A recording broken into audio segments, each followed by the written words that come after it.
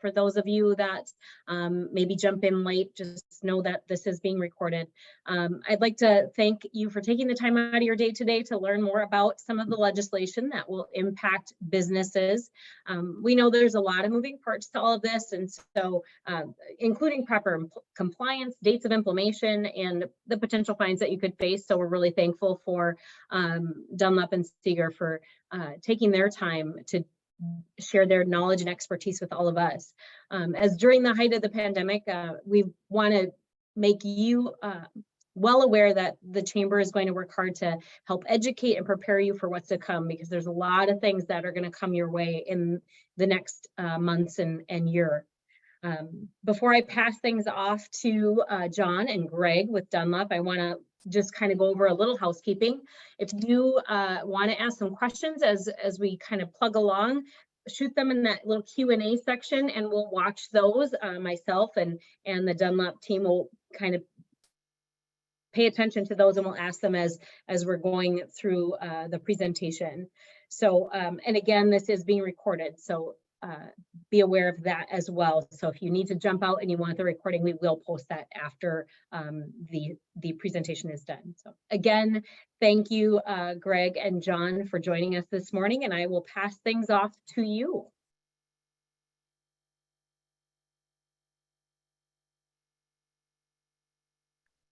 Thank you, Christy. Greg's going to be kicking us off here. I think he's getting his slides set up, but I'm real grateful for the opportunity to be invited and have a chance to speak to members of the Chamber, interested individuals in the Winona community about changes in the legislation. And we'll walk through, as you'll see, issues related to cannabis legalization. Greg's going to give, I think, an update on current law, new law as particularly relates to HR. I'll come in a little later on opportunities for business in cannabis, and then Greg will, I think, close us out with Paid Family Leave Act presentation. So Greg, turn to you. I think you're muted yet. Okay.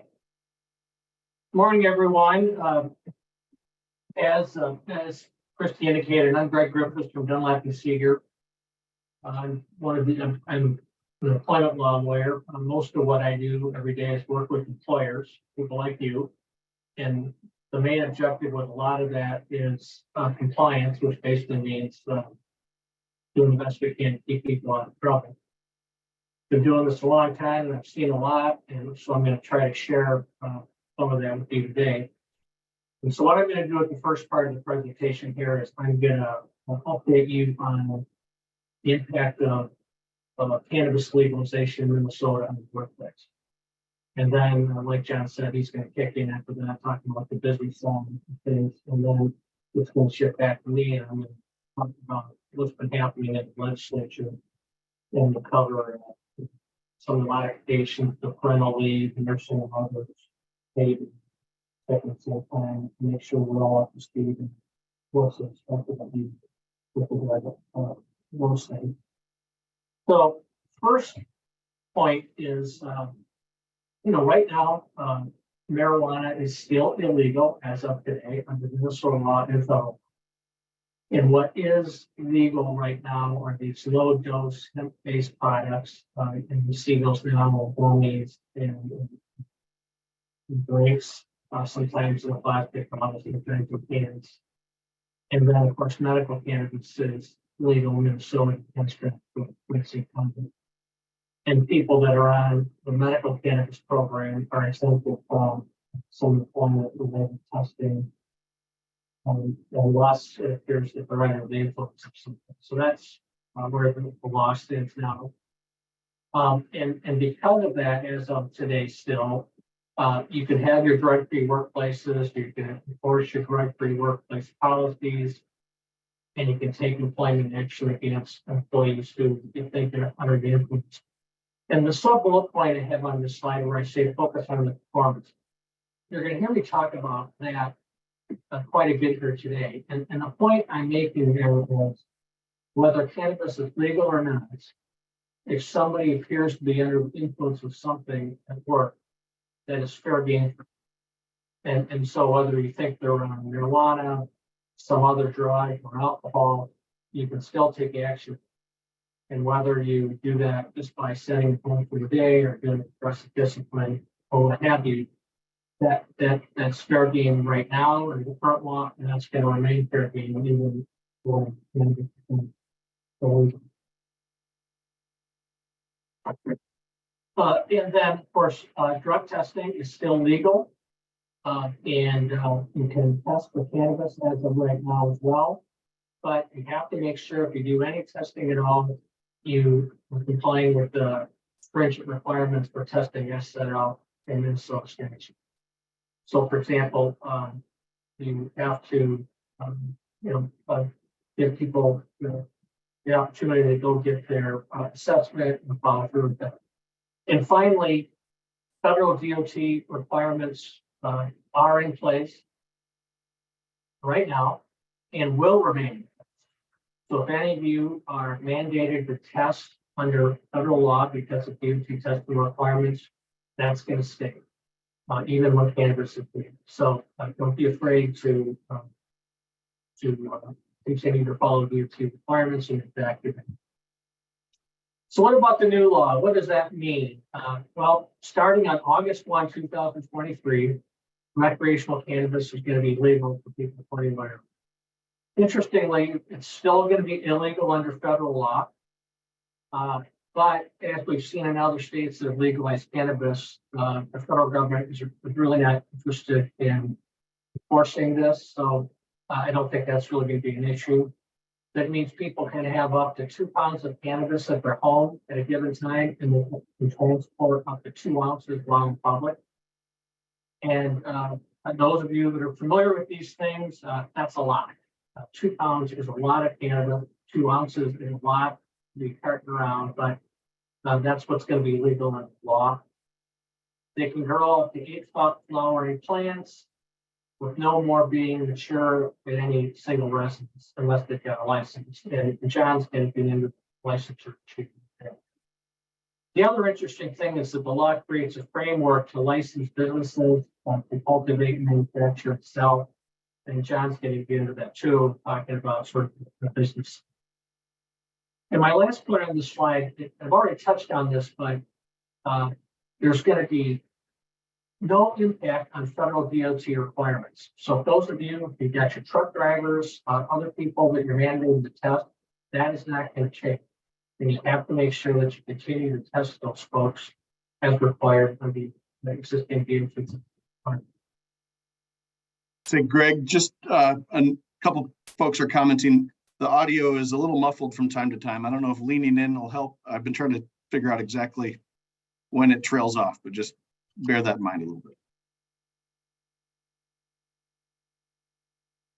All right, I just moved something, John. Hopefully that'll help.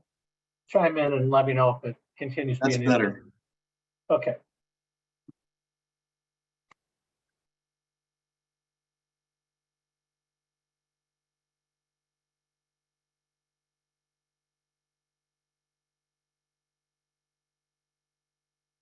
All right, where'd my screen go? Bear with me here.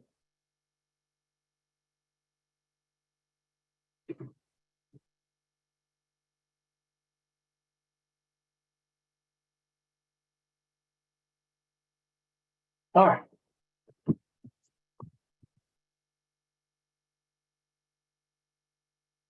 Now, those of you that are do test under a drug testing program that are not subject to DOT testing, you are going to have to modify your testing regimen once cannabis becomes legal.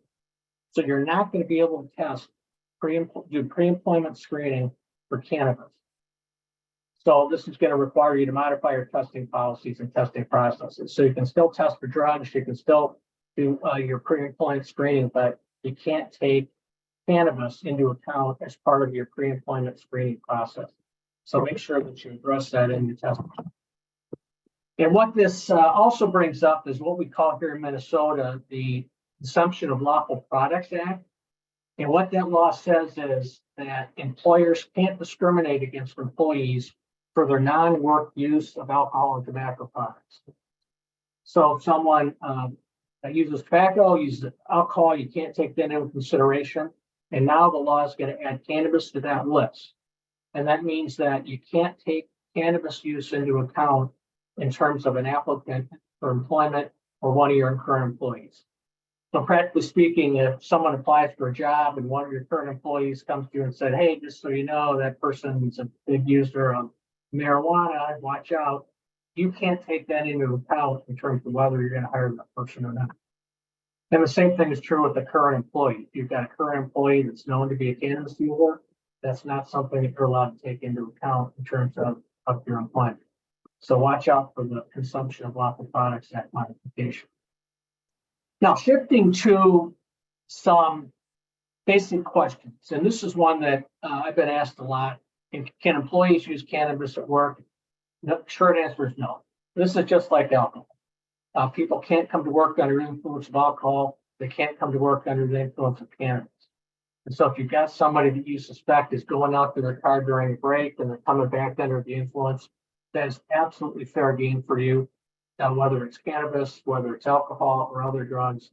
And that's something that you're going to be able to continue to monitor and enforce. So you don't have to allow them to use it, possess it, or distribute it at the workplace. And so if you receive information that someone's got cannabis on their possession in a backpack and briefcase, that's fair game for you. And you can preclude, and you can have your not testing policies, but policies in place to prohibit people from being under the influence of cannabis. But one of the important points here is, as of August 1, people need to understand what's expected. And what that means is that you need to go to your employees and you need to tell the employees, hey, cannabis may be legal, but you can't be under the influence of work. At work, you can't bring it here, you can't sell it here, you can't share it here, you just can't do that. And so you really need to probably do two things. One is consider amending your drug-free workplace policies to make sure people understand what's expected.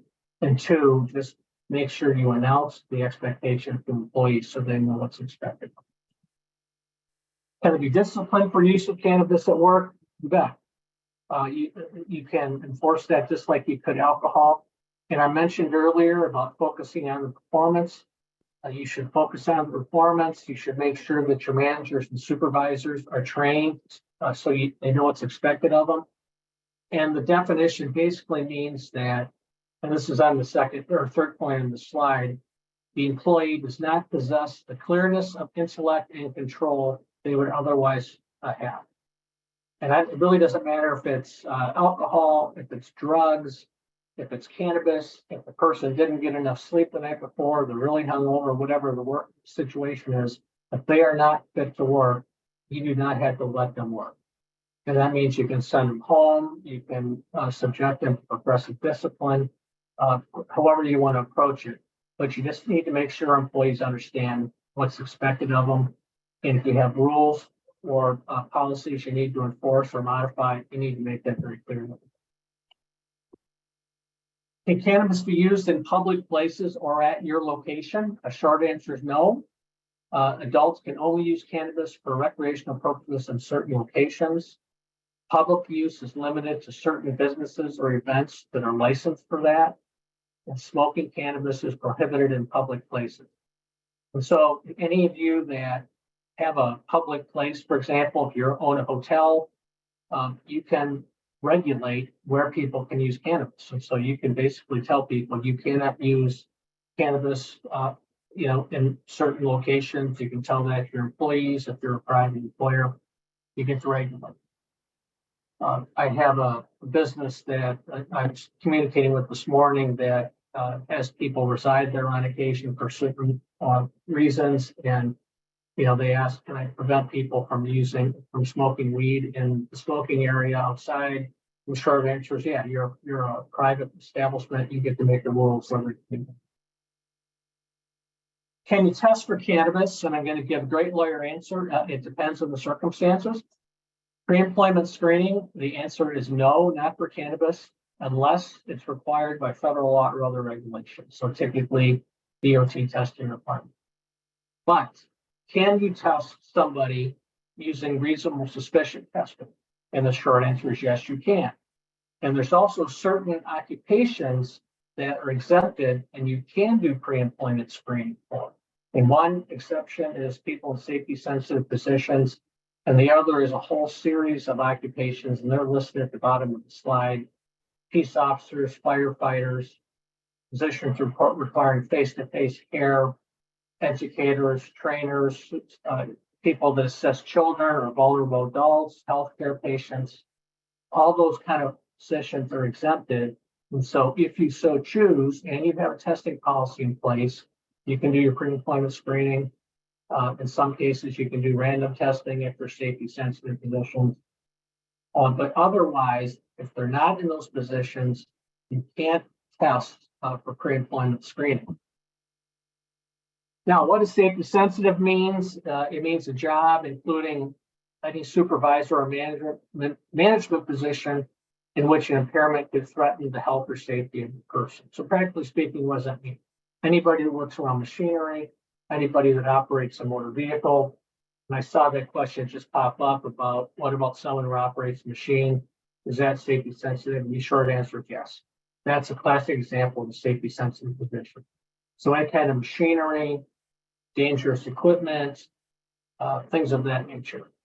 So where it gets dicey though is people that don't work directly with that kind of equipment, but might come in contact with it. So for example, let's assume you're a manufacturer and you've got the office staff or the salespeople that are up in the front room, but periodically they have to go back and walk to the manufacturing floor.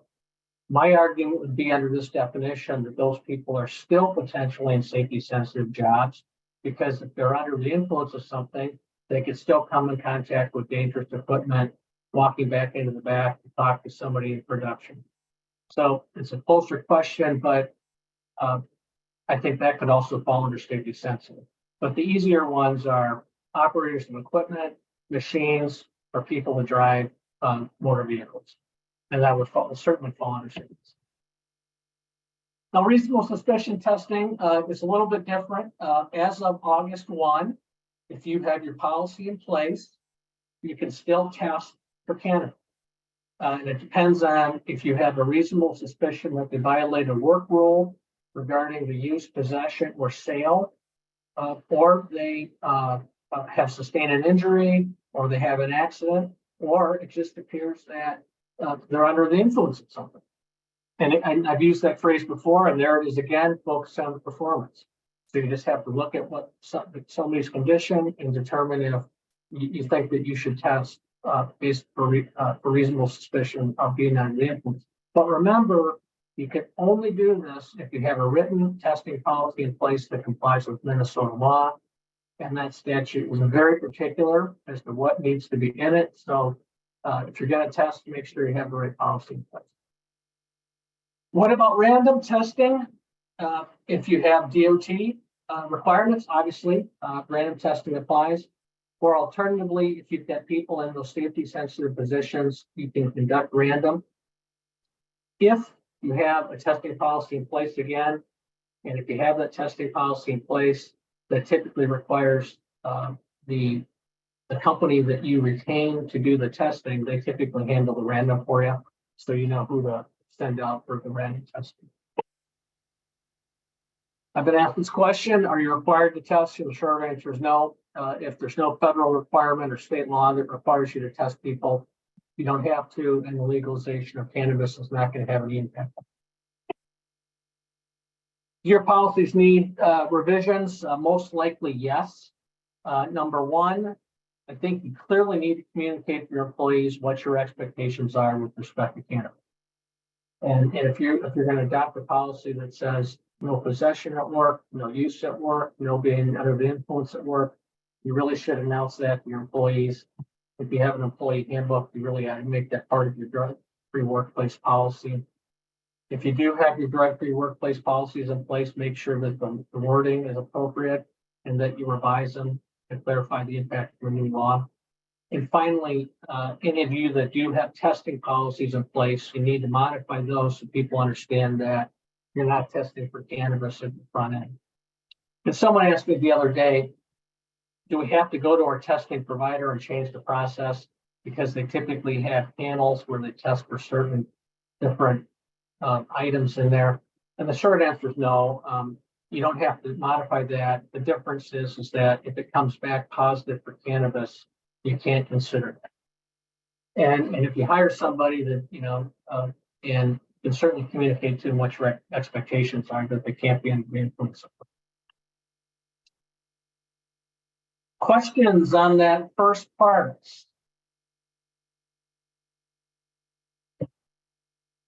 Otherwise, John, I'll kick it over to you.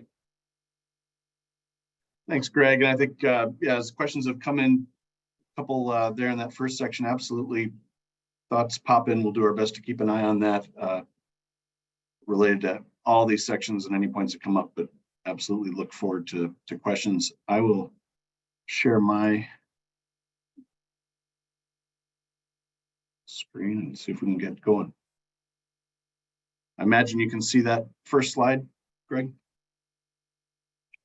I'm a business lawyer at Dunlap Seeger.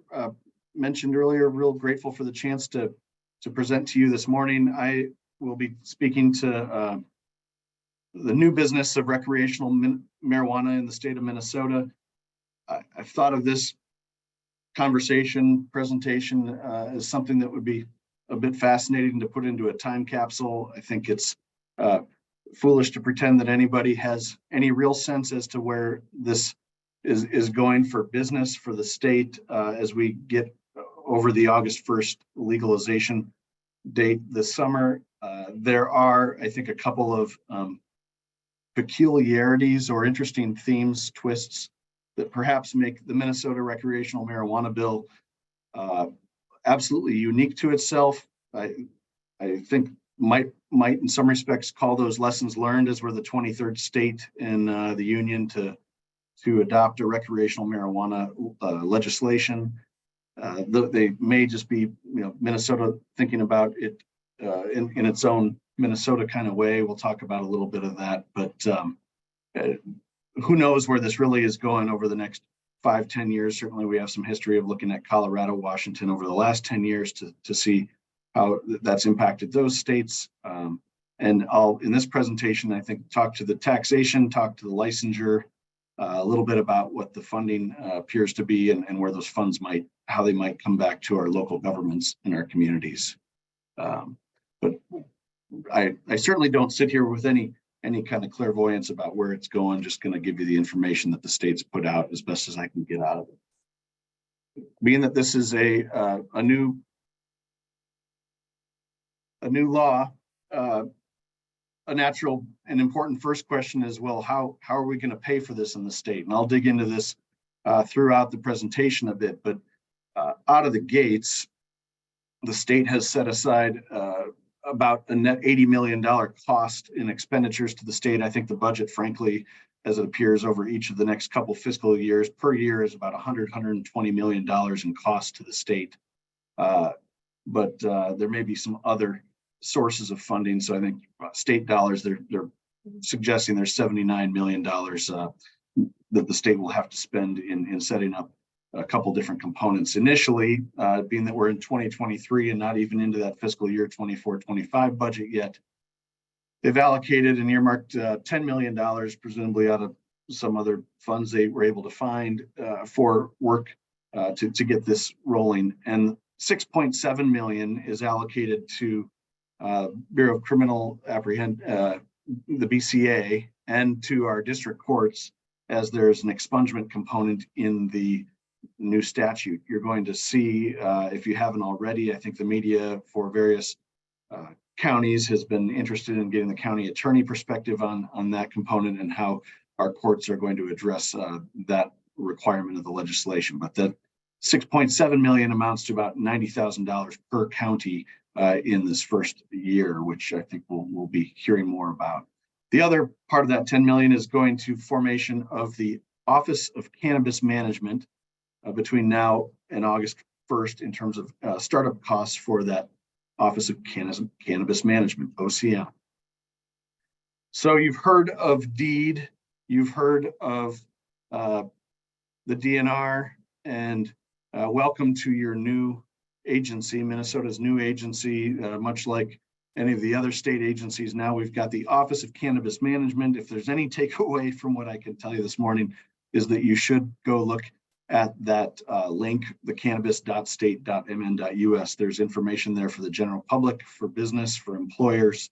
It's fairly scant at the moment, but presume that there are in each of the modules you'll see out there a bunch of opportunities for more information to come. I like the graphic here. I'm picturing, as Greg mentioned, somebody out there, and it's going to be the Office of Cannabis Management, is going to be responsible for enforcement, for regulating any kind of testing, the packaging, and not just the retail or the cultivation. And if any per household were allowed to no more than 8 flowering plants in the state, while this isn't their actual office, I can picture semi-trucks of enforcers going out and picking up loads of mature plants in excess of what people are allotted and having to put them somewhere. I mean, that's certainly a joke, but we've got a lot of unknowns ahead of us in terms of how these costs are going to be allocated through this office to support the obligations and enforce the rules of OCM. It will be responsible for the licensing, the dispensaries, and there's a social equity opportunity in Minnesota that is unique to the state.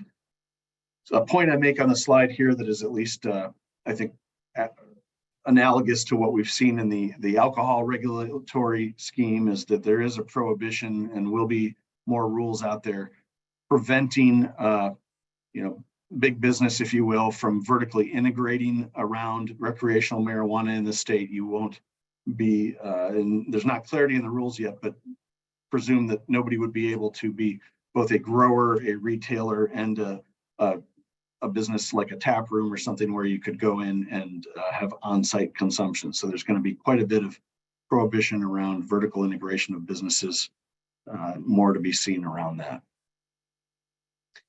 The natural question we're getting from budding entrepreneurs, if you will, is around the date of legalization and how quickly can they get set up in terms of a dispensary or some business that may be able to benefit from legalization of recreational marijuana in the state. The answer again is a big depends, and it's really on funding and the organization of that Office of Cannabis Management to come together around the rules.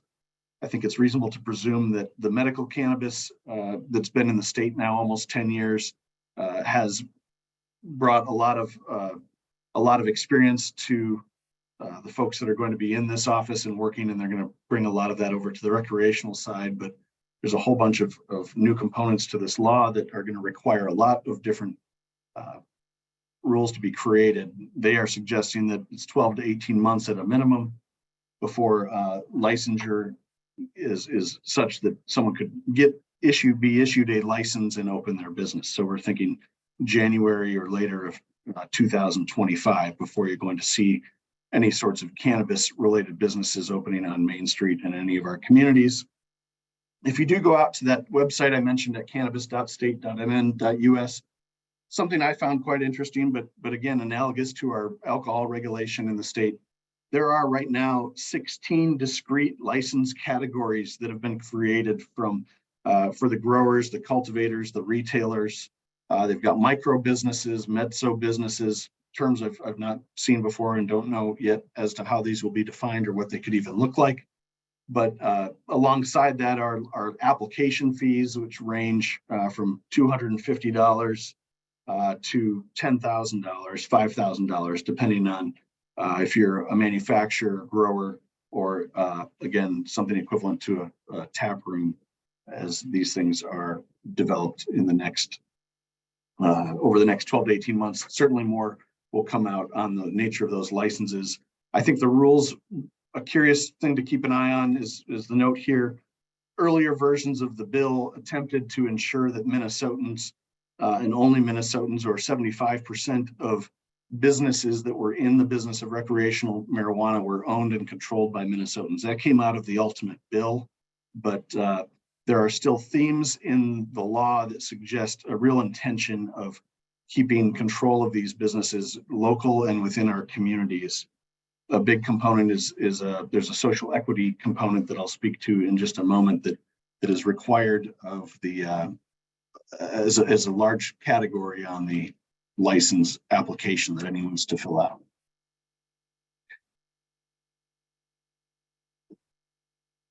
The legislation was, and I think this is something that they've spent a lot of time, I presume, in looking state to state and getting a sense of how the taxation is benefited and worked in other states across the country, with an eye on making it enough so that there's a benefit to the legalization, but not so much that you're still assuring a black market out there that would be people, growing more than 8 plants and sharing them with their neighborhood or something like that, because they've decided that a sweet spot is this new tax, which is a 10% excise tax on all sales of retail marijuana products in the state, cannabis products in the state, plus the applicable state sales tax and any local option sales tax. As an example, for the city of Rochester, that's an additional 0.75%. So for every $10 of marijuana, there's going to be a 17.725%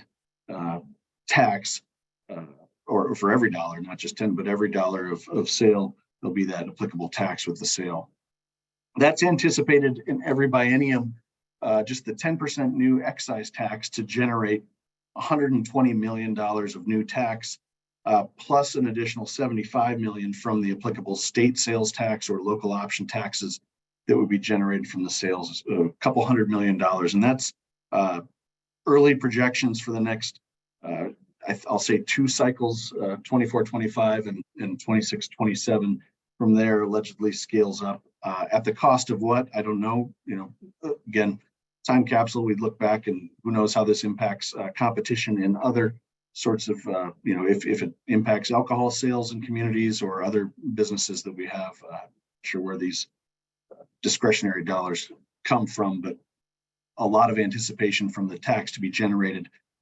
Surprising to me, at least, was that 80%, and perhaps it shouldn't be, but 80% of that tax generated is going to be necessary to fund that new agency I've spoken about, the Office of Cannabis Management, in the various roles it will take in enforcement, public health, research, and just regulating and licensing. 80% of that total tax revenue.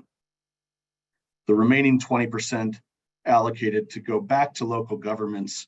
Early indications are that comes in a couple different ways. For example, half of that might be based on an equal percentage to each county, and the other half is according to how many dispensaries there may be, for example, in each county. An early rule looks like the state is allowing local governments to cap the number of dispensaries at their option and is offering an example of one license, one dispensary license per 12,500 residents. So that's, again, an option to the local municipalities to adopt in their own ordinance, but you can picture communities choosing how they want to handle that on their own.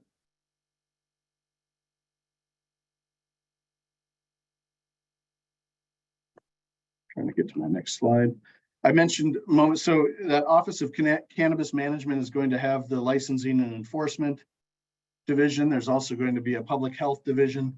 And this is where it perhaps adopts a uniquely Minnesotan or a component unique to Minnesota, where it's been mandated to create a division of social equity.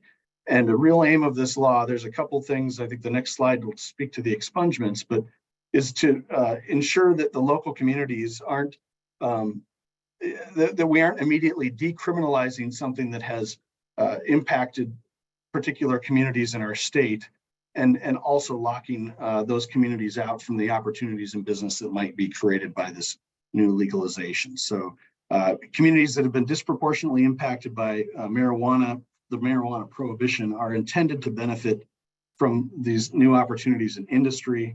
The licensing application is going to particularly reward, it's going to have a 20% weighted benefit to any applicant who can qualify under the social equity component. And that has a number of different layers. If you are a person, or if you are directly related to a person who's been convicted of a marijuana-related crime, you land in that category. If you are a disabled vet who maybe was dishonorably discharged from the military on account of marijuana-related activity, you stand to benefit. Likewise, emerging farmers are outlined as a component that they are seeking to give some weighted opportunity to in the application process. Same goes for individuals with income at a certain or below a certain poverty level. So this, I think, division of social equity piece is going to be where a lot of time gets spent in looking into the individual communities across the state. They have at the same time as marking out that that department within OCM created a number of tracks, grant making authority to the OCM, and through this division where there are a number of different grants, can renew, can grow, can start up, can train, all plays on the word cannabis, of course, where they would be seeking to, I think, give some startup dollars, startup training dollars, and sorts of funds available to communities and individuals that could seek to qualify for license and make new business in their community. My prediction here is that this is going to be subject to tweaks as new legislation comes along. I think it's been said there's always a bill every year for alcohol in front of the legislation as they're looking to tweak some of the regulation around the state, and it stands to reason we'll see this certainly as rules are rolled out around legalization of cannabis from Minnesota. The other piece that I think is going to draw, this isn't necessarily on the business opportunity side, but stands to be pointed out, is Minnesota's unique for its anticipation of this auto expungement, or its creation of an auto expungement effective August 1. There's criminal justice reform built into the law that allows for minor marijuana convictions to be automatically, marijuana misdemeanor would be automatically expunged, that is removed from, erased from individual Minnesota citizens' records and washed off of their criminal records. So this is, I think, one of those things that the state believes and has appropriately identified as an issue to deal with in the law, but maybe hasn't yet funded. I believe there's about $10 million allocated next year for the courts and for the county attorney's offices to wade through exactly how these expungements will happen. There's a number of misdemeanor convictions that are expected to be automatic, and other more serious crimes that would then have a panel created across the state for review that would allow for these convictions to come off of individual records. Imagine that this is going to be something that we read more about, but again, a unique component to Minnesota's law. My paranoid marijuana joke is that everyone should be keeping an eye out. While you might think you understand the state law, you got to keep an eye out for the local government rules, because the state law provides for each local municipality to adopt its own ordinance with respect to restrictions. Certainly between now and January 2025, each community is even permitted to continue to prohibit operation of any cannabis business within its jurisdiction until those rules are finalized and licenses effectively issued. But along the way, even between now and then or subsequently, we can anticipate that each community is going to identify its own rules with respect to where is it safe to operate a cannabis business with respect to certain distance from schools, daycares, treatment facilities, et cetera. And the law leaves flexibility to each community to adopt those rules. I see Greg's addressing a question and appreciate that came through here.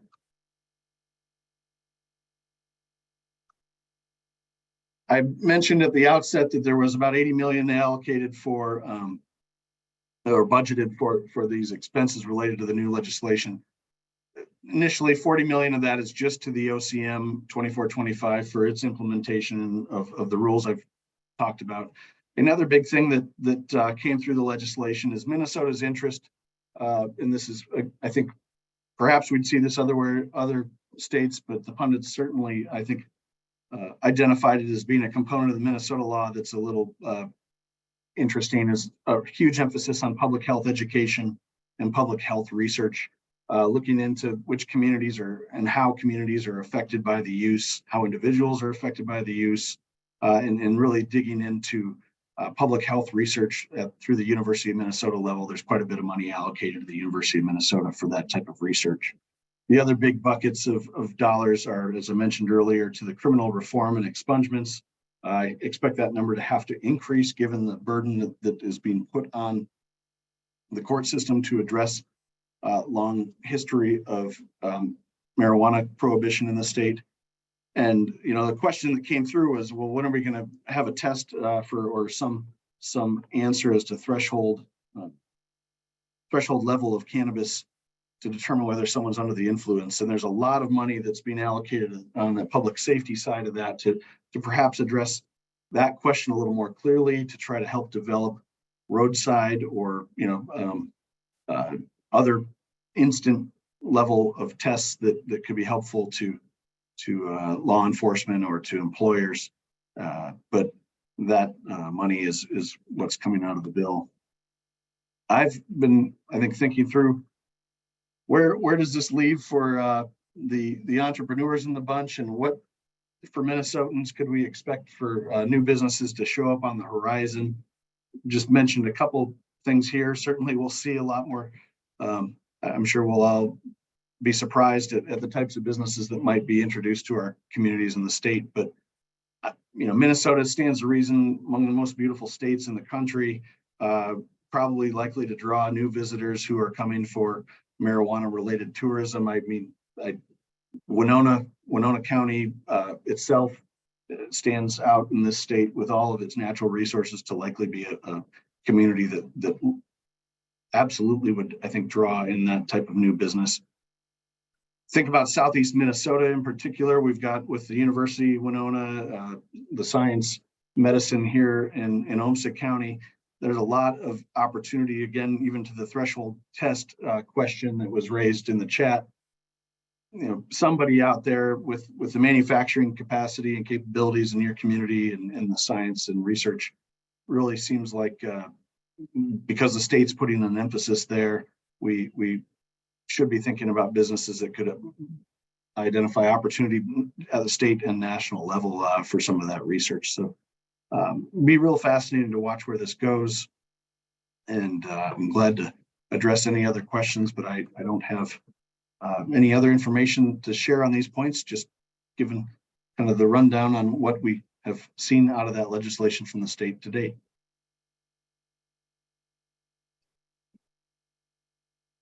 Greg, I'll flip it back to you for the leave conversation.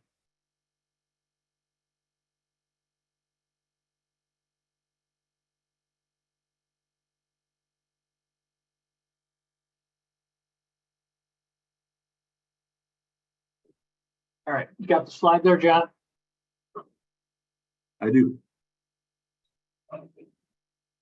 Okay, so we're shifting gears now a little bit to what I would call the legislative update. And there's going to be a number of different topics here that I'm going to kind of hop around and go through. And if you have any questions as we go, put them in the Q&A and we'll try to knock them off. I did a presentation like this for another group a few days ago, and there's some really good questions in that session, and I managed to work some of those into this one. So I may cover some of the good questions that came out of this.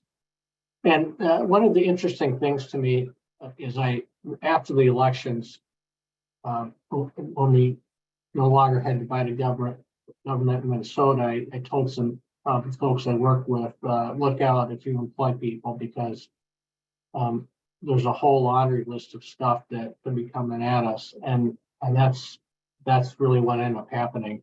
Is we had a whole lot of change, and I'm going to try to go through this with y'all right now.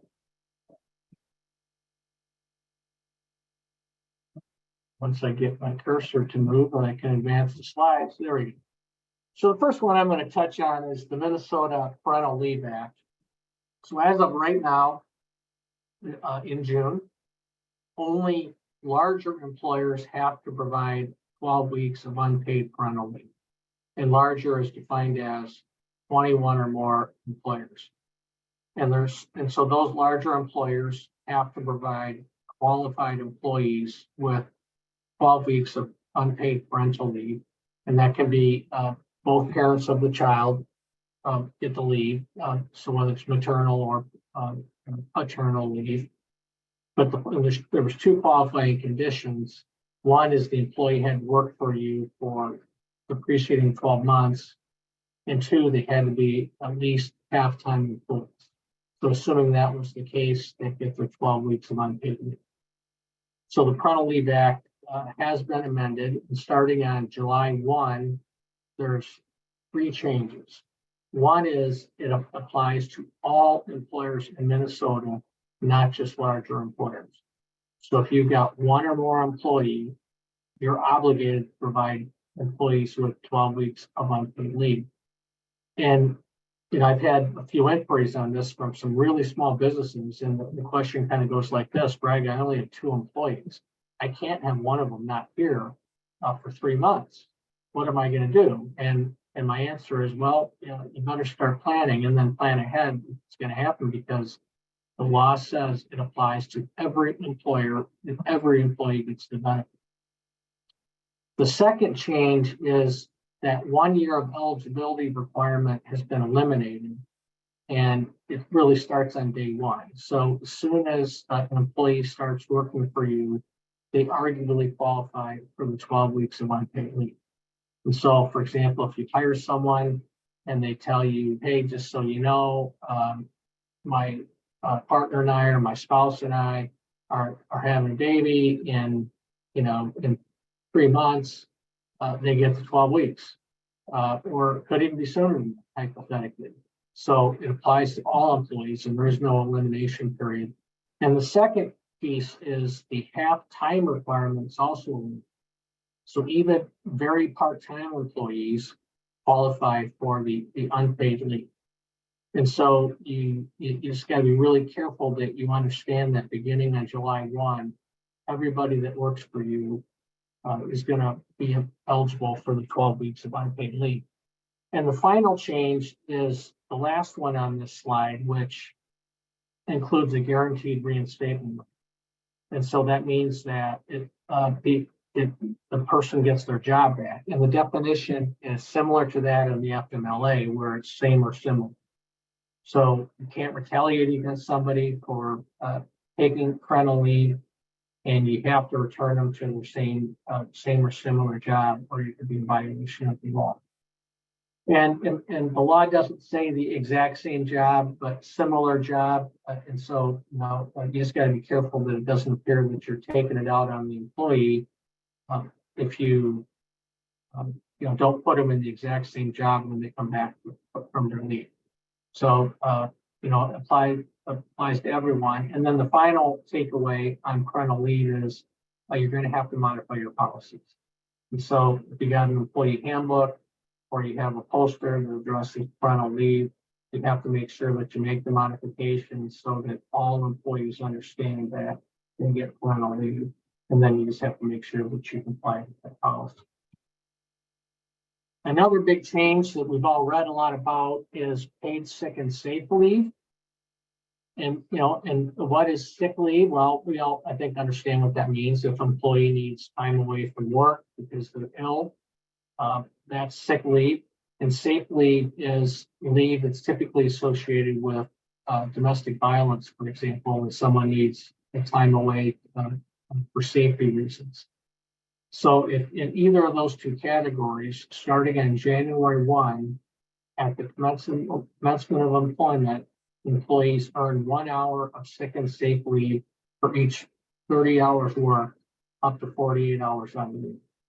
And I know I'm throwing a lot of dates at you because we have marijuana August 1, we've got parental leave on July 1, and sick and safe is January 1. But you just have to make sure that you're you have all these dates in mind. And then the other significant part of this is unused hours carryover up to 80 hours. So I've had a lot of questions about this. And one of the basic questions I get from people is, Greg, do I have to modify my my PTO policy? Will my PTO policy be good enough to cover this? Do I need a separate policy? And my answer is that if you have a PTO policy that's at least as generous as the requirements of the safe and sick leave law, you don't have to have a separate bank of safe and sick leave. So for example, if you have at least 30 hours, 1 hour every 30 hours, up to 48 hours in a year, you allow carryover up to a total of 80 hours, and it starts at commencement of employment, you don't need a separate policy. But remember that a lot of us have PTO policies that say you can't use it until at the end of your probationary period, or you can't use it during the first 6 months or the first year. That's not good enough. So the accruals have to match up at least as generous as the sick and safe leave. You have to allow the carryover, which means no more use it or lose it. And you have to allow it to start immediately at the commencement of employment. So I had a conversation with somebody yesterday, and they, for their own reasons, they're having a really hard time with this concept of no earn-out period, start immediately at commencement of employment. And so what they're contemplating is basically just having a separate safe and sick bank, because they want to handle their PTO differently. So there's either way you can go. You can have a PTO bank and the safe and sick, and then your PTO can have whatever regulations you want. But you just have to make sure that if you only have one bank of time, that it's at least matches up with the safe and sick. And that's really where I go with my third point on this slide, is that the law won't have any effect on employer policies that are already in place if they meet or exceed the requirements of the law. So no more use it or lose it. And my last point on this slide is the regulation says that employers must give notice of the right to sick and safe leave. And if you have an employee handbook, it must be in the handbook. And the Department of Labor and Industry is preparing a model notice, and it's going to be another one that's going to go up in the break room. I think what we're probably going to see is a new Minnesota poster that the Department of Labor and Industry is going to put out, and it's likely going to cover changes to the parental leave law, paid sick and safe, and those things.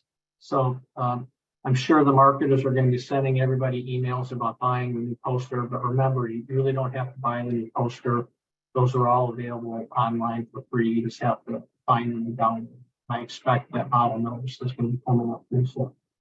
So you'll have to post it, and if you have the handbook, it's going to have to go in there. Greg, before you move on, there have been a couple cannabis testing questions that were asked. We can, I think, address those at the end, but there is a question out there about parental leave, whether it's just for newborn children or any type of leave needed for parents. Yeah, that's a good question. Parental leave typically refers, this gets confusing, but we're going to be talking about three different things. We're going to be talking about parental leave, which involves the birth or adoption of a child, and that's what I just talked about. Second, we have paid sick and safe leave starting on January 1. And then the third one we're going to be talking about is just the new paid sick leave and parental leave that's starting in January of 2025, right? Geez, or 26. We'll get to that. So to answer that question, John, the parental leave is just birth or adoption of a child. Paid and sick, as I'm going to get to in my next slide, can be used for anyone. And then the new sick and parental leave, paid parental leave, is going to start later on, and that can involve caring for any child, for example. So, which gets to the next topic here, which is the paid family medical leave. So starting in January 1st of 2026, Christy and I were talking about how confusing these dates are at the very beginning. So here's the next one.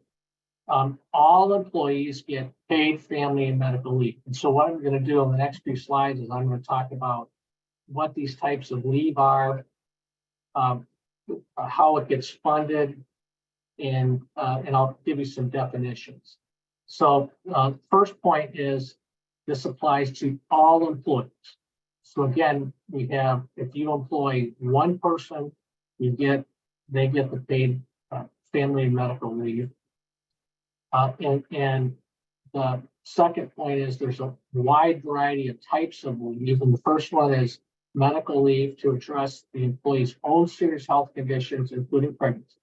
So if the employee gets sick and it meets the definition of a serious health condition, they could get the safe and sick, the paid family leave. And if they have pregnancy complications and can't work, they get the paid family and medical leave. Now, one distinction is there are certain illnesses that are likely not going to meet the definition of a serious health condition. So if you have somebody, for example, that just is out sick because they have a cold for a couple of days, that's not going to meet the definition. We don't really have a definition yet, and that's going to be developed between now and 2024. The second form is parental leave, provide time to bond with a new child. So as of right now, and as of August 1, the parental leave is to everybody, but it's unpaid.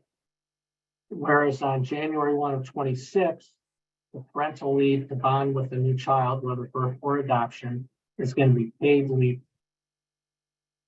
The next category is caregiver leave, to let the employee take time away to care for a loved one with a serious health condition. And in one of my next slides, I'm going to give you more detail on who meets the definition of a loved one. And then safety leave relates to sexual and domestic violence. And then finally, military leave related to the impact of military deployment. So if the person has any of those categories, they're going to be potentially eligible for either paid family leave or paid medical leave under this new law starting on January 1 of 2022. Now, how much do they get? They can take up to 12 weeks of medical leave, and that relates to medical leave for themselves or to care for a family member, and that includes pregnancy or complications from pregnancy, or it includes complications from childbirth. So that's the first category, 12 weeks medical leave. And the second category is 12 weeks related to all the other types of leave. And so if we go back to the other slide, all the other types of leave are, safety leave, military leave, things like that, parental leave, to care for or to bond with the new child. So we have these two categories. And if you look at my first bullet point, I've got the word "and" bolded. That's bolded because it is both. And so a person who has leave time available to them under both categories, they can get up to 20 weeks in a benefit year. So for example, you could have somebody that's got medical conditions related to a pregnancy, and they can be out on work, say with bed rest for 8 weeks related to complications. And then they have 12 weeks related to bond with the child. They get all 20 weeks like that under this law.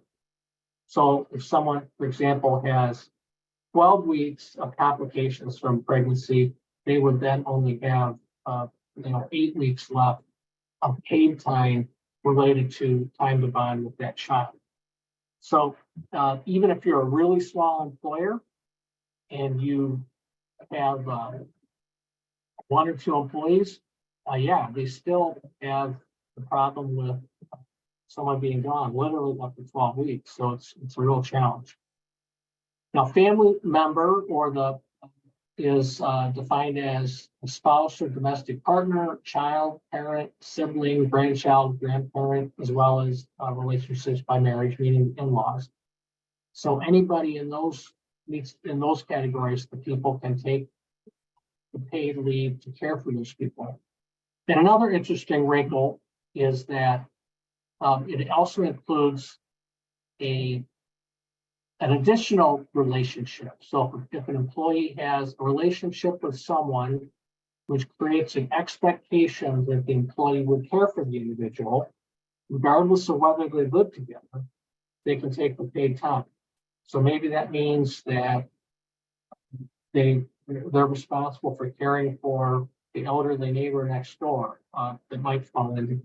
So it's an interesting wrinkle, and it's like John mentioned the interesting Minnesotan wrinkle of things.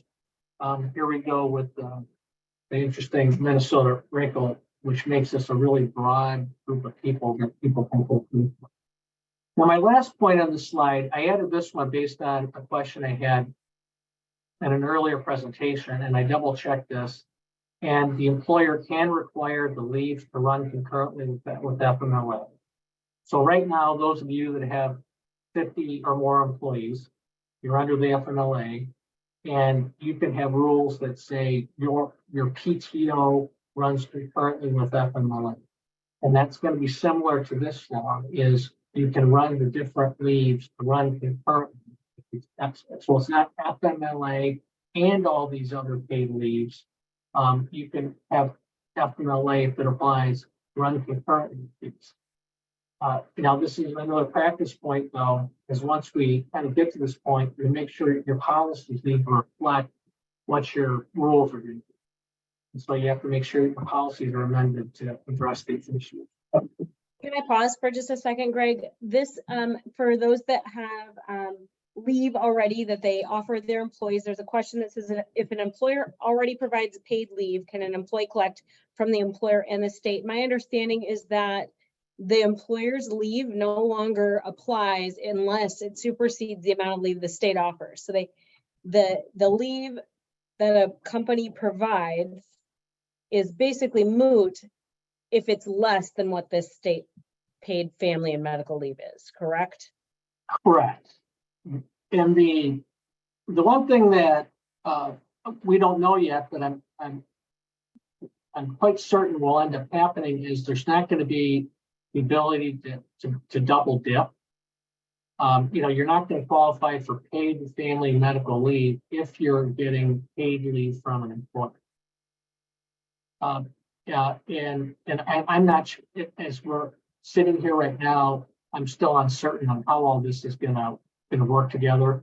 But in an example I would use is under unemployment law, if you're getting severance pay from your employer after being laid off, you don't get unemployment, so you get the double up on it. So there's going to be some rules that get put in place that address ensuring that employees aren't getting paid time from an employer and paid time under the state regulation. And which leads me to this slide. This is going to create a new insurance system. So, we have the UI system, and this is going to be similar, where we're going to have state bureaucracy that's created to monitor this law. So you're going to have the bureaucrats are going to create rules like the rules we have for UI that aren't in place yet. And they're going to tell us what the process is. And the employees apply for benefits online, just like they do for UI. And the state, the newly created state department is going to process the claims and pay the benefits out of the state insurance fund. So it's going to be real similar to the way UI works in terms of people applying and potentially receiving the benefits. The amount the employees get is going to depend on how much they earn. So lower income workers are going to get a higher percentage of their income. And then there's going to be sliding scale toward a lower percentage of people that work more.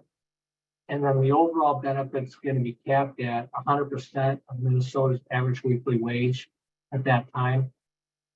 And so assuming the average weekly wage increases, which of course it always does, the amount of the benefits is going to go up as well.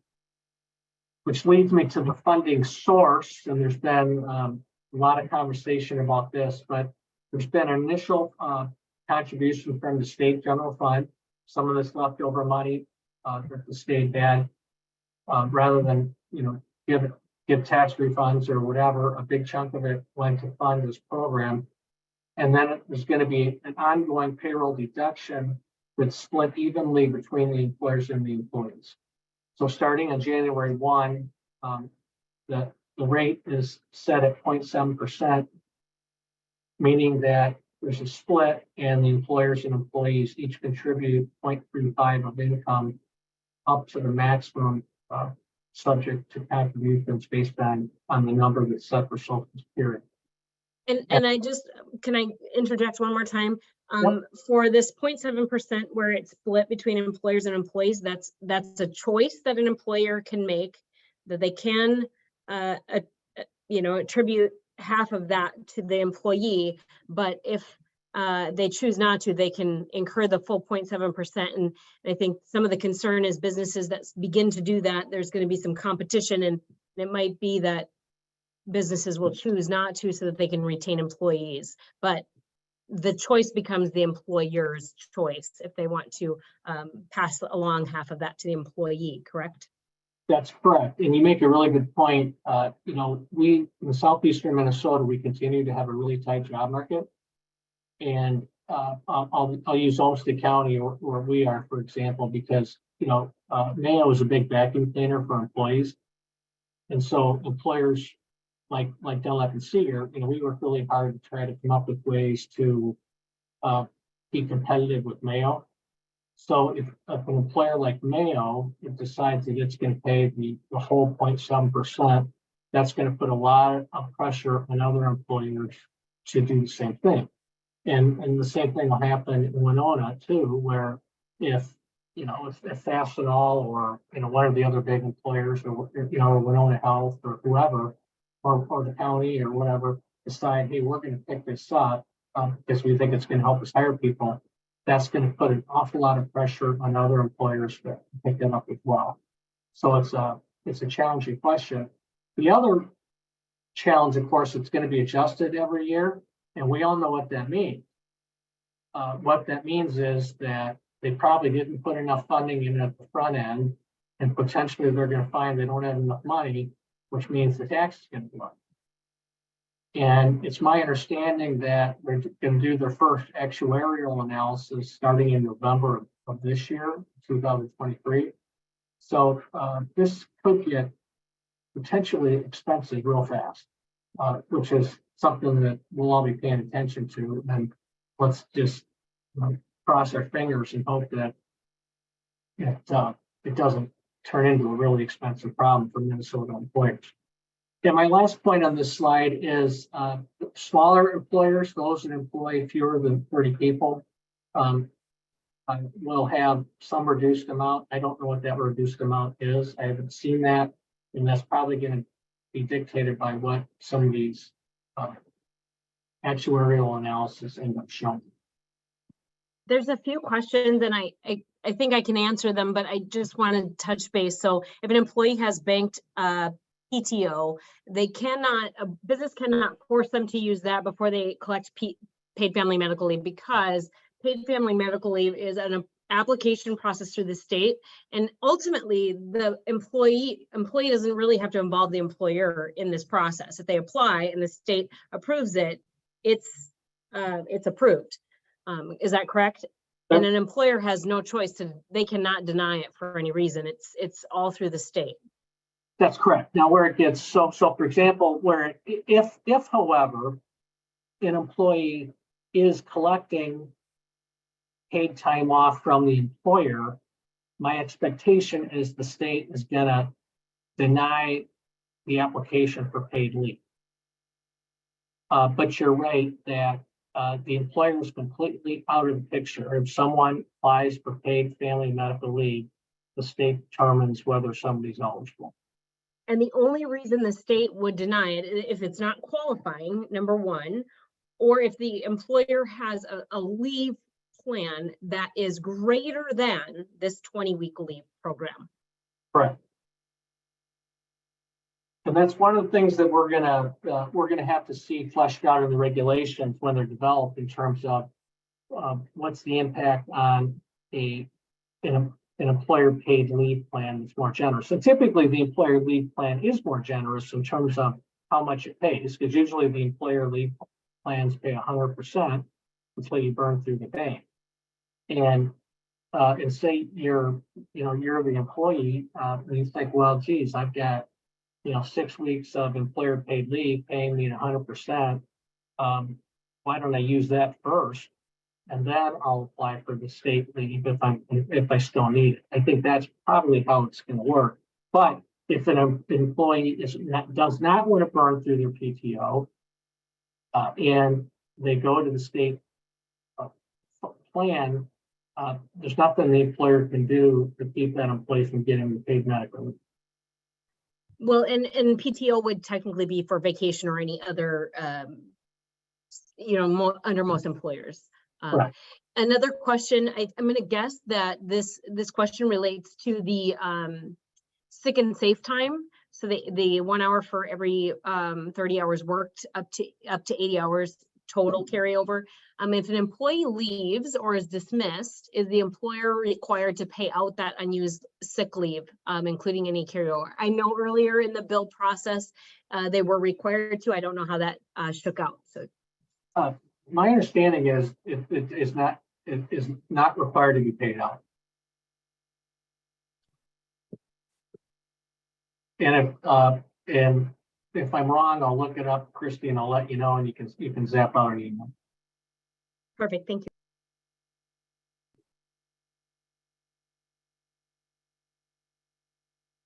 So, and another interesting wrinkle to this is employers will be able to request permission to provide the benefits through a private plan, which basically means that they'll have their own plan, and if it's at least as generous as the state plan and the government approves it, then the employees would get the benefits through the employer plan, and they would not apply through the state plan. I would expect this will be the larger employers that will likely look into doing this. In smaller employers, I think it'll be probably way too much hassle to apply to the plan. Like earlier, when I talked about notice requirements, employers must post notice of the plan. And again, there's going to be a model notice that'll come out at some point, probably much closer to the start date. And employers will have to post a notice. They'll have to put the notice in likely in employee handbooks, or if there's employee handbook. And like the other leave laws, there's anti-retaliation provisions in the statute, meaning that you can't retaliate against an employee for taking advantage of the leave, and there's guarantees of job restoration rights. So it's similar to FMLA and similar to parental leave and the safe and sick leave, that the employee is guaranteed a same or similar job when they come back. Also, starting August 1st, we have the captive audience restrictions. So if you have an employer-sponsored meeting, like you bring all of your employees together to share things, you have to be very cautious about giving any of your opinions towards how you feel about these new laws or rules. So it's easier if they just individually meet with an HR rep or you're a business owner individually than that captive audience, correct? Yeah, I actually have a slide on captive audience in a little bit.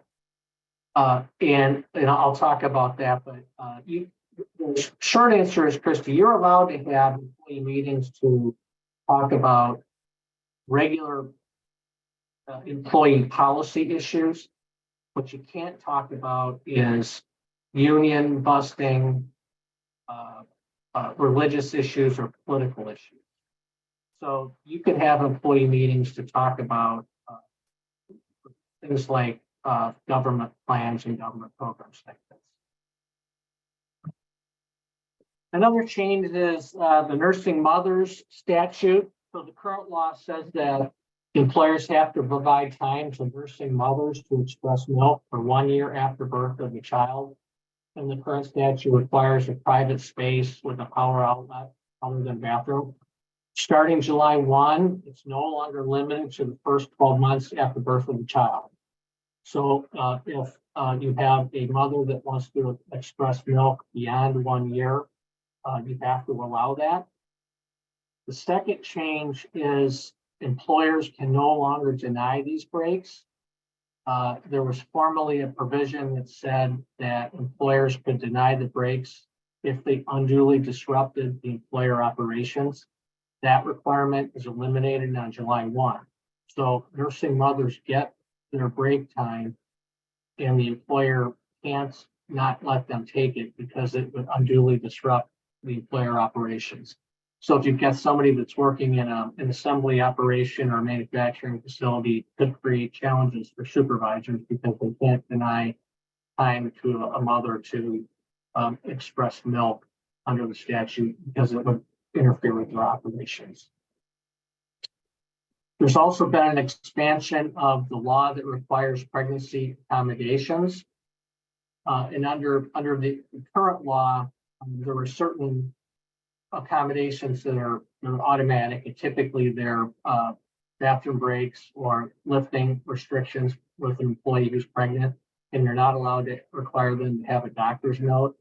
And so now under this expansion, employers can take longer restroom breaks, food breaks, water breaks without any supporting documentation. Unfortunately, the law is currently written as somewhat vague as to what that means. But it also adds some additional accommodations that include temporary leaves, modified work schedules or assignments, more frequent or longer breaks as a list of potential accommodations. So this one's been expanded as well. And the other thing that the law did is it added discrimination and retaliation protections, which means that an employee can now bring legal action if they think they're being discriminated against because they've asked for pregnancy accommodations. And if the employer retaliates against the employee because they asked for pregnancy accommodations, they can bring legal action for that too.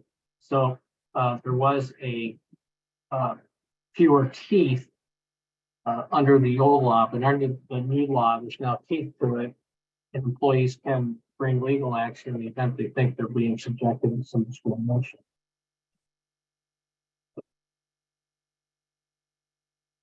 Another new one that I'm going to touch on is non-compete agreements. I'm not going to spend a lot of time on this, but I think it's worth noting that as of July 1, new non-compete agreements are banned in Minnesota for employees and contractors.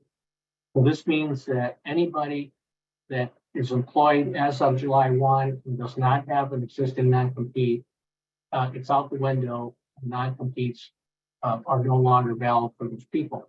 However, this is the important point though, the law is not retroactive. And that means that anyone that has an existing enforceable non-compete, it remains valid. And I say enforceable non-compete because a lot of the non-competes that John and I see aren't even valid for different reasons. One is it might not be valid at the front end. Two, it might be valid because it's overly broad or too restrictive. But if it's enforceable otherwise and it exists as of today, it can be enforced.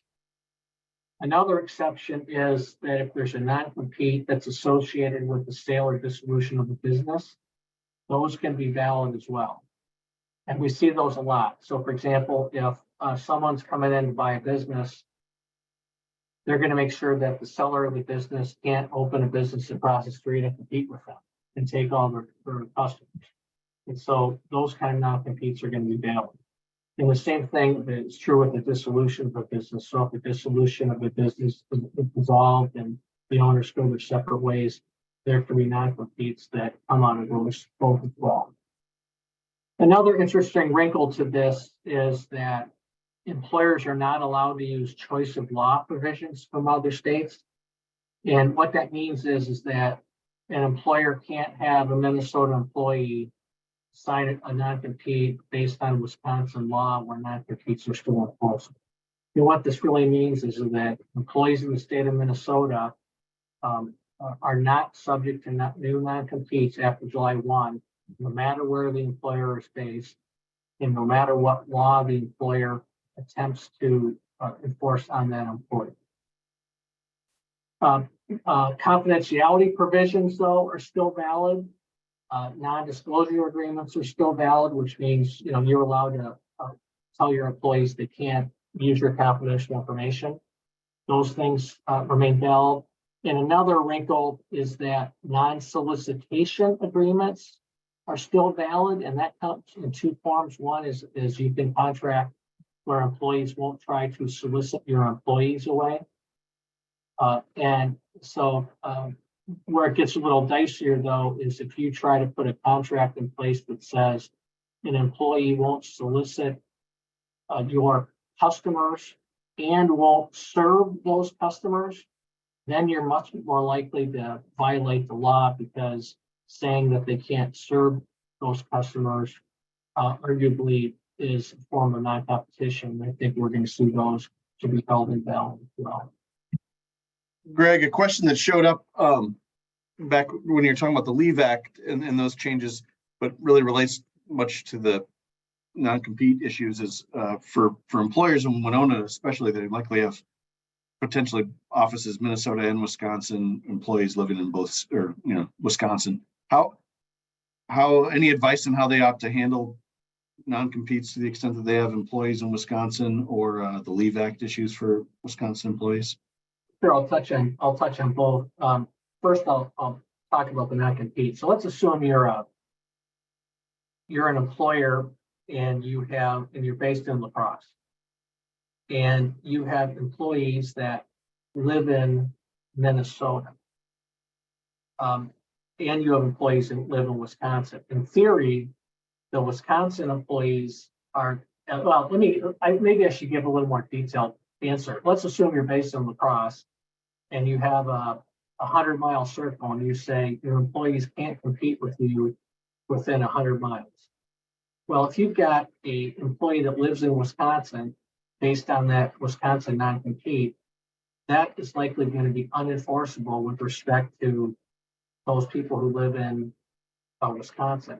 If you've got an employee, for example, that lives in Winona, and the employer tries to sue that employee in Winona to stop them from competing, that non-compete is not going to be valid and enforceable in Minnesota.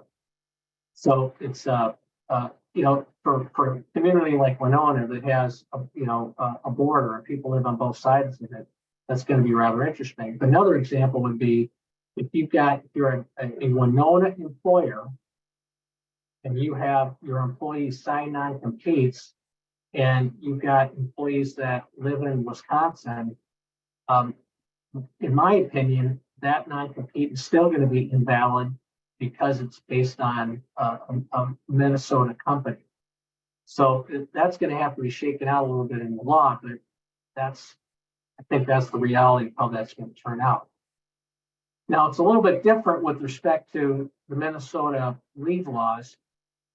If you're say you're I'll use La Crosse as an example again. If you're a La Crosse company and you're only based in La Crosse and you don't work in Wisconsin, but you have employees that work in Wisconsin and they commute to La Crosse, you're not going to have to provide those paid leave to those Minnesota employees because they work in La Crosse. However, if you employ people in Minnesota and they work in Minnesota, no matter where the employer is based, they're going to have to provide the Minnesota benefits as called for under Minnesota law. So it's complicated because we have this boundary and this river that kind of separates us, but it's in large part, it's going to depend on where the employer is based, where the people actually do their work. And what further complicates it, and I don't want to make this overly complicated, but we have remote workers now. But if you have a remote worker that works in Minnesota, it doesn't matter where the employer is based, that employee in Minnesota is going to be entitled to the Minnesota benefits. So it's going to be a challenge for a number of these employers. Now, Christy mentioned these captive audience meetings, and so just to define that for you, a captive audience meeting is basically a mandatory employee. where the employer says everybody has to be in the room on X day. And there are certain topics that under this new law, the employer is not allowed to talk about at a mandatory employee meeting. They're not allowed to talk about unions. They're not allowed to talk about political messages, and they're not allowed to talk about religious messages. So for example, the classic example is an employer learns that there's a union organizing campaign going on. And so then the employer says, everybody, we're having a mandatory employee meeting at 3 o'clock this afternoon. And the employer gets everybody in the room, and the employer makes their pitch as to why the employees don't need a union. You can't do that in Minnesota anymore. And the same thing is true with political or religious messages. So for example, if the employer comes in and they want to preach to everybody on some religious message, or they want everyone to pray with them, you can't do that anymore. Or maybe, we're heading into another presidential campaign, as painful as that's going to be for all of us. And the employer is not going to be able to get everybody in the room to make their political pitch to them. Does this, Greg, include, messaging that just says, make sure you vote, even if it's not politically affiliated one side or another? My understanding is some of that is dicey and can be construed as. Yeah, it's dicey in two ways. One is that can be, for example, if an employer is known to have a certain political persuasion, and the implication is, I expect you to vote the way I want you to vote. Then Christy, I think that would be problematic. The second way it's dicey is Minnesota's got a statute that says employees get time away from work to vote if they need it. And I had a business I worked with that sent an email out to employees that said, hey, by the way, we're really busy right now, so please vote in your off hours. And it wasn't too much later than that, they got a phone call from law enforcement saying, just so you know, it's a crime to not let people go vote, so don't do that anymore. So those kind of communications can be dicey as well. I think what we're going to see though is there's some potential for litigation on this one. We have a freedom of speech rights under state and federal law, and some argument can be made that you're limiting an employer's right to free speech if you don't let them communicate certain messages to employees. We'll see how that one shakes out, but I think that overall, I just think you should all be very careful about mandating certain kind of meetings. Now, can you have employee trainings with everyone there? Sure you can.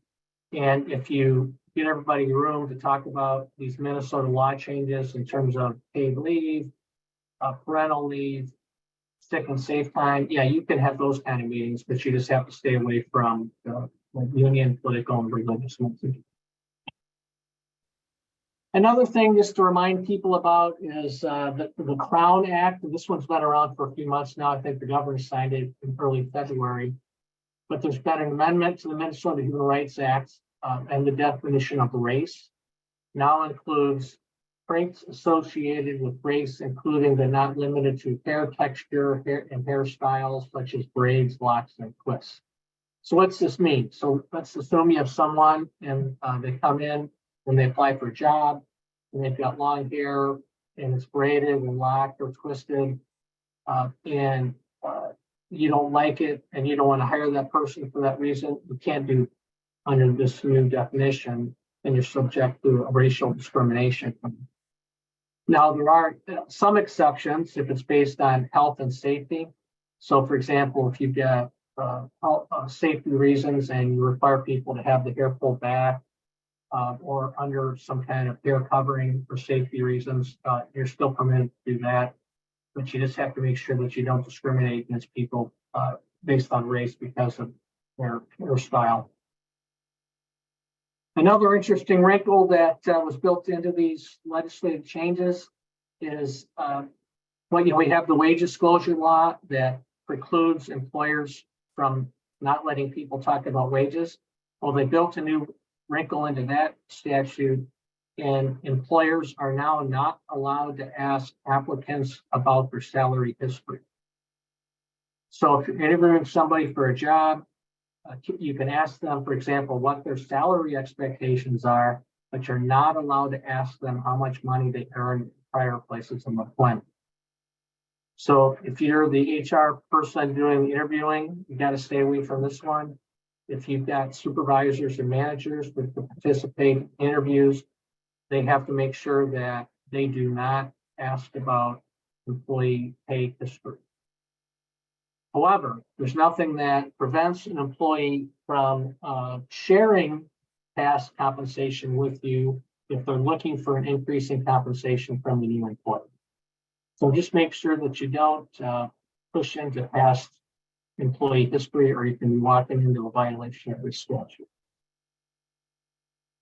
Now, my final topic is updating I-9s, and this is not a Minnesota regulation, but I thought it's worth raising this one.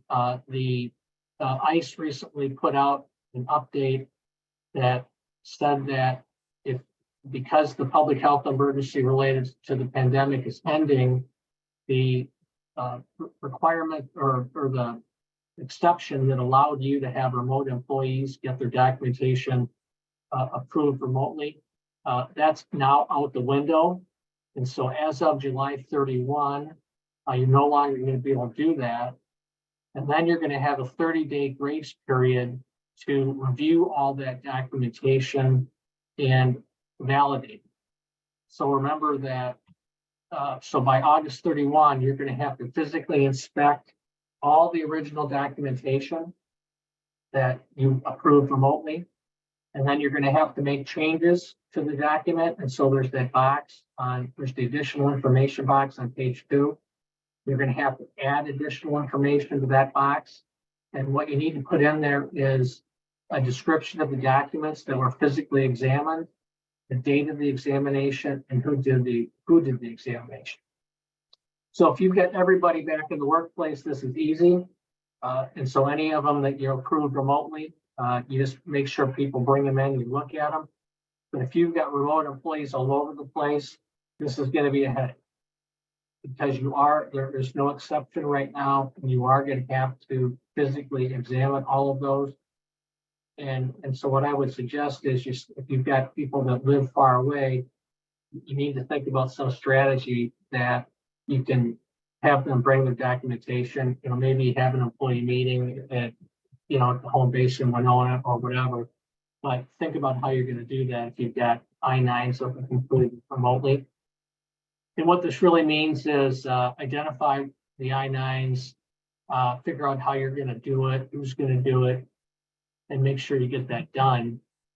There is going to be a final rule issued later in 2023, at least that's what we've been told, that is supposedly going to allow some alternatives to in-person examinations in the future, but we don't know what that means yet.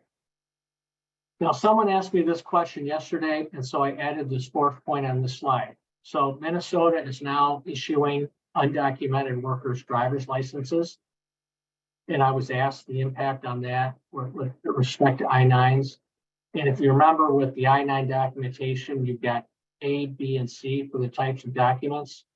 A driver's license does fall under B for identifying someone's identity.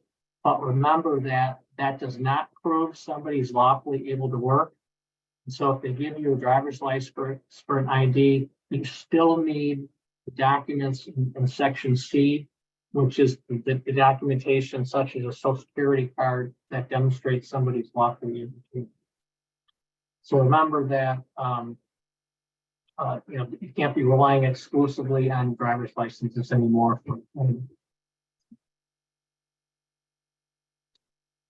Questions?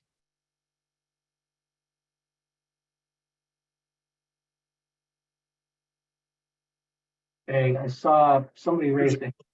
Yeah, there are a couple here, Greg. I'll go back. A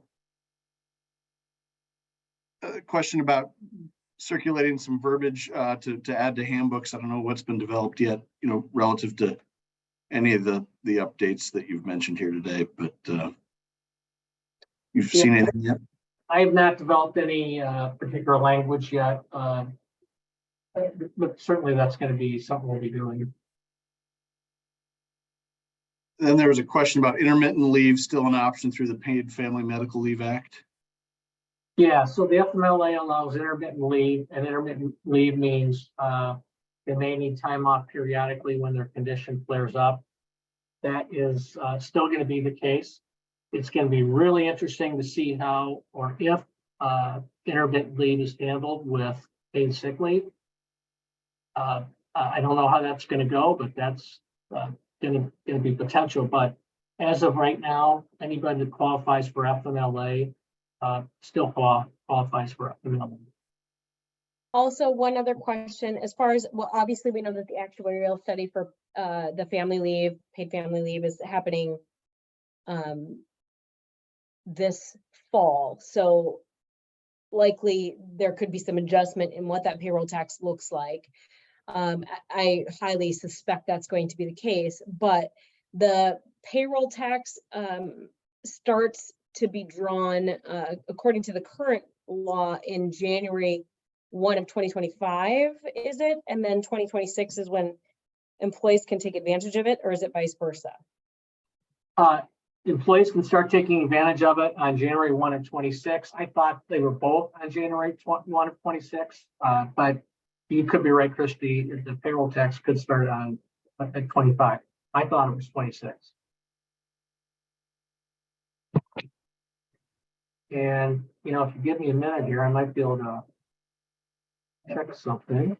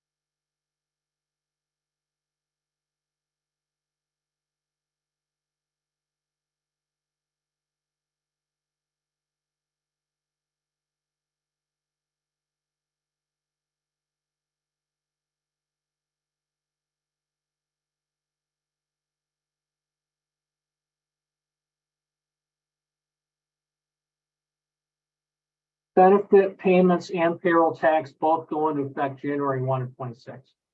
Perfect, thank you. I see a couple hands raised. We'll come to those in a second. Maybe one was addressed, but Greg, questions going back to the to testing performance and kind of reasonable suspicion. There's a question in here about two questions in here, and maybe around the safety sensitive and requirements to be in compliance with new law for random testing. But addition to that is, what if a person then argues they smoked last night, are not high if sent in for a reasonable suspicion, but they test positive for something in their system because marijuana lasts so long? So what are the, I'm not high now, I smoked it yesterday. I think you spoke earlier about what the standard is that employers should be looking at as people are they able to do their job. Yeah, so there's really two components to my answer. The first one is let's hope that some of this research gives us some kind of a threshold, what under the influence means. But otherwise, I think what you need to focus on is just, is the employee fit for work? So let's assume the employee seems to be under the influence of something. You send them out for a test and it comes back. The only thing they're positive for is cannabis, for example. Well, what I would suggest would be then a conversation with the employee that would say, look, you claim that you're not under the influence now, you tested positive, but whatever the situation was, you are acting in a way that you're unfit to work. And so you have to make whatever changes you need to make so that you're fit to work. You need to just focus on how they're performing. But otherwise, I'm really looking forward to when the more detailed regulation is going to come out to see how that shakes out. But that's why I talk about focusing on the performance, because we don't have some magic threshold like we do for alcohol. Switching. Go Yeah, ahead. go ahead. Back to the paid family leave and paid sick leave.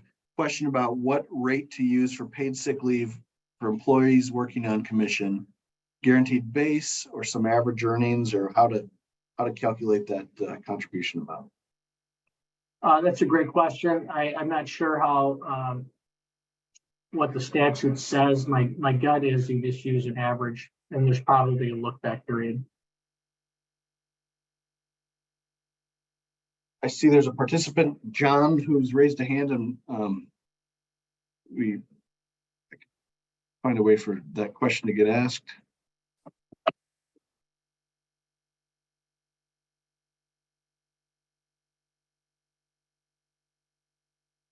John, you can unmute yourself and ask your question.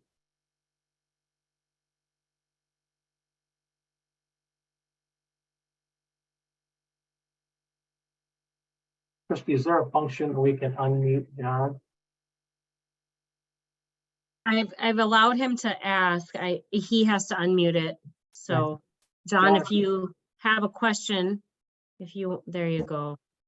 Yeah, you addressed it in on the pay rate for paid sick leave. Great, thank you.